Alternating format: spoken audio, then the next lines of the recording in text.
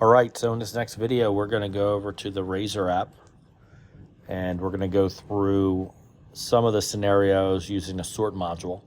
So we're going to start out, we're going to take a look at the, one option is view demand sort. And at the top right, you can hit the plus sign. And this is where you're going to select a date, add a time, hit OK, select the warehouse you're working in, sort zone. So we're going to use sort zone 51.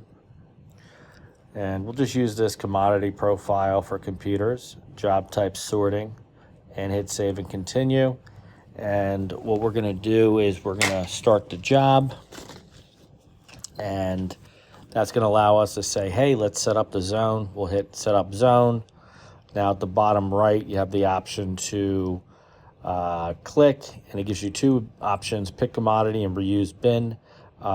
If you hit pick commodity, this is where you're going to select specific material that you're going to need empty Gaylord boxes for. And in this case, we're going to select these four, hit add the zone.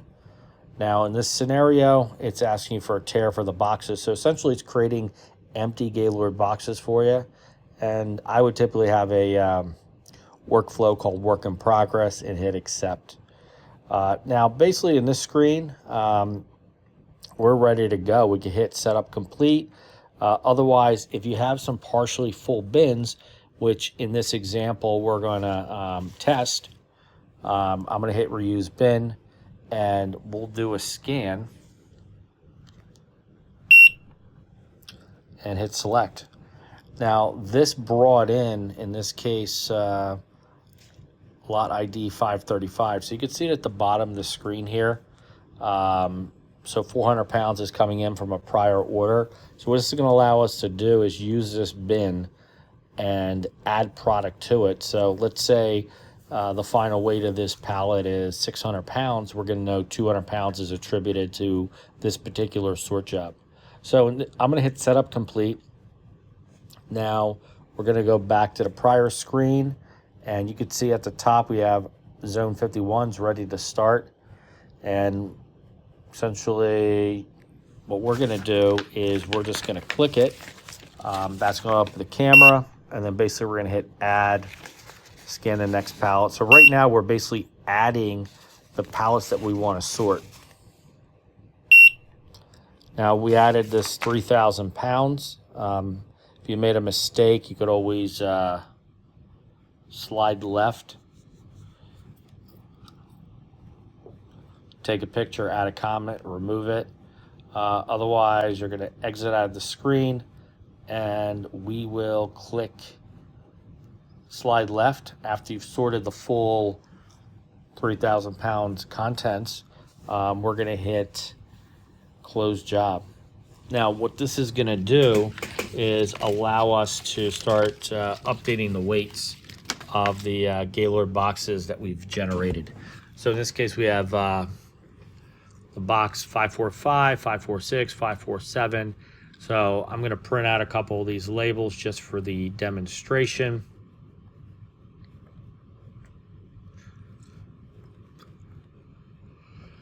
So I'm going to hit print.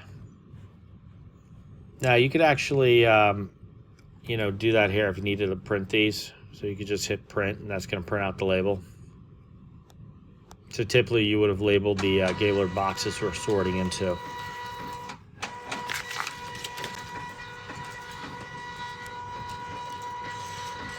So now we're going to hit close. Actually, we're going to do a scan. So, in the, real life situation, you're going to scan one of those barcodes and hit select, and you'll hit update weight. So in this case, this is where you're going to put in how much weight you sorted in there. We'll say 840 pounds. I'm going to scan the next one.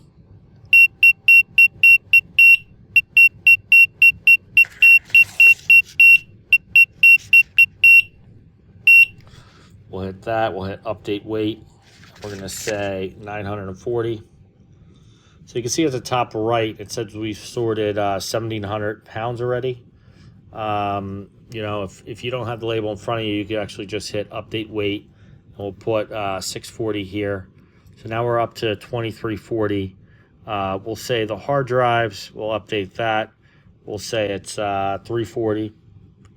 And it looks like the balance is 400 pounds, according to the top. Now, for the ribbon wire, you know, we could just update the weight there, and we could say, hey, the new weight here is, let's just say 540 for this example. Now that's going to verify that weight, but we're 300 pounds short.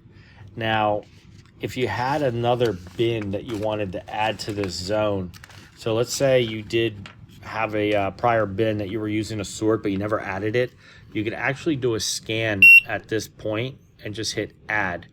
And that's going to bring in that ID into the job where you can hit update weight. And I'm going to just change this to 640. And when I hit update weight, you can see at the bottom, those processors mixed is now 600 pounds. So originally, the processors were at 540. So if I want to just update this to close it out, I'll just make it more realistic. We're going to make this 840. Now when I hit close job, you can see everything's looking good. We have pretty much a mass balance of what was inputted to what was outputted. So when I hit continue, that's going to close the job. And you can see when we refresh this table here, we can see zone 51's closed. Now, if there's ever an issue and you have to like make a correction, you could always slide left, reopen the job, slide left again, edit the D-man area. You can remove things, edit it, etc. So it's pretty user-friendly. So that's how you use the sort module and add different partially full boxes while you're doing the sort. So we're going to take a look at that sort job we just completed, and in the inventory detail screen we could take a look at some of the details, and you could see this is the items that we sorted into from that particular job. Now you could also note that in that job we had processors mixed, which was ID 538. The original weight on that, I believe, was 540 pounds. So when we look into this merge, you could see how things were allocated. So 300 pounds came from American Telebrokers, 500 pounds came from Blue Component SAS. So what's nice about this is you could have purchased this lot from Blue Components for $5 a pound and this one for $4 a pound, and you would have an exact cost when you ship this particular pallet out of the system. So it's pretty effective and comprehensive. Now what we're going to do is we're going to take a look at the reporting. We're going to go over to reports, job analysis list. Over here we're going to look at job J16, and this gives us a breakdown of 3,000 pounds went in, 3,000 pounds went out. You could see what went in, what job it was. Now on the output view, we're going to see how it broke out. So you could see, now you can see all the new Gaylord boxes that we created, which is fine. Now the ones I wanted to bring to your attention were these two pallet IDs here. So you can see the processors, 300 pounds was attributed to this job, and for the ribbon wire it was 100 pounds. So if we go back into the previous screen and we look at that ribbon wire, which is pallet 535, when we look at the view, you're going to see that breakdown here. So now on the settlement side, we'll take a look at it. We'll go to settlement and we'll look at job 10149, and over here we have, you know, a whole list of commodities. If you had pricing preset, but you know, most importantly, 300 pounds was properly inputted and 100 pounds was also inputted, so you're able to pay out properly on these mass sort jobs.